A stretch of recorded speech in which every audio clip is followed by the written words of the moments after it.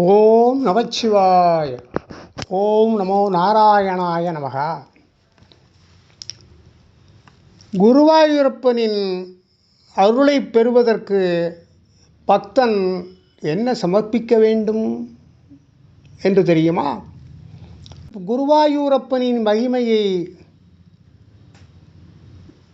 பெருமானின் அவதார சிறப்புகளை போற்றும் அற்புதமான நூல் ஸ்ரீ நாராயணியம். இந்த நூலை இயற்றியவர் நாராயண பட்டத்திரி. குருவாயூரப்பனே ஸ்ரீ நாராயணியத்தை அங்கீகரித்து தன் சிரசை அசைத்து ஏற்றுக்கொண்டாராம். ஒரு நாள் பட்டத்திரி குருவாயூரப்பனிடம், நீங்கள் மிகவும் விரும்பும் நிவேதன பொருள் எது என்று வினவினார்.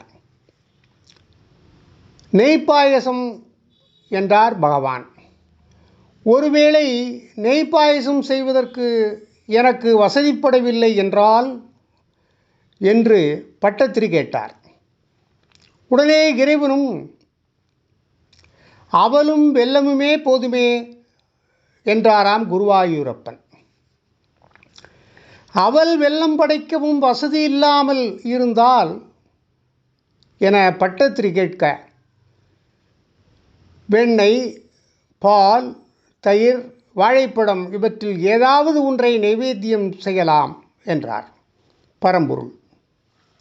அவையும் இரண்டும் இல்லை என்றால் என்று பட்டத்திரி கேட்டபோது, துளசி இலைகள் அல்லது ஒரு உத்தரணி தீர்த்தம் எமக்கு திருப்தி அளிக்கும் என்றாராம்.